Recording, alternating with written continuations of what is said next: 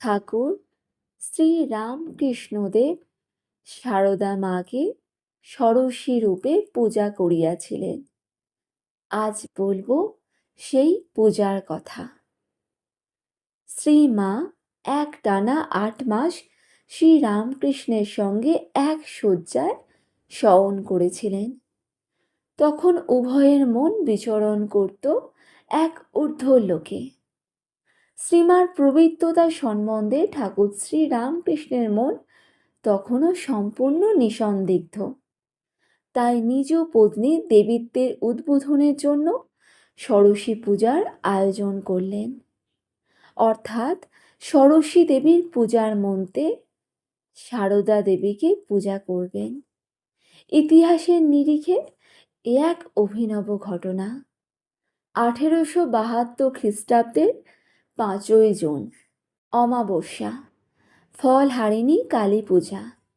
রাতে শ্রী শ্রী জগৎ মাতাকে তাঁর ষোড়শী মূর্তিতে আরাধনা করার আগ্রহ জেগেছে ঠাকুর শ্রীরামকৃষ্ণের মনে। কিন্তু পূজার আয়োজন মন্দিরে হলো না, হলো তাঁর নিজ ঘরে। রাত্রি 9টায় পূজার আয়োজন শেষ। তারপর শ্রীমাকে ডাকিয়ে আনলেন।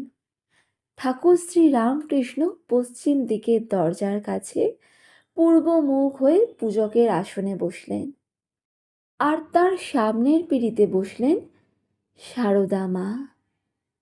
তারপর ঠাকুর শ্রীরামকৃষ্ণ তাকে সাক্ষাৎ দেবীজ্ঞানে ষোড়শ পূজারে পূজা করলেন। পূজা দেখতে দেখতে শ্রীমা একেবারে সমাধিস্থ। শেষে ঠাকুর শ্রীরামকৃষ্ণ নিজ সাধনার ফল ও জপের মালা দেবীর চরণে নিবেদন করে তাকে প্রণাম করলেন।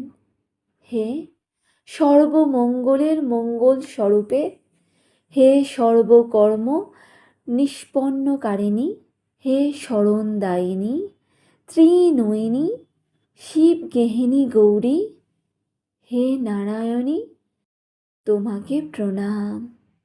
ক্রমে মধ্যরাত অতিক্রান্ত। ষোড়শী পূজার প্রায় 1 বছর পরে শ্রীমা দক্ষিণেশ্বর থেকে কামারপুকুর হয়ে জয়রামবাটি চলে গেলেন।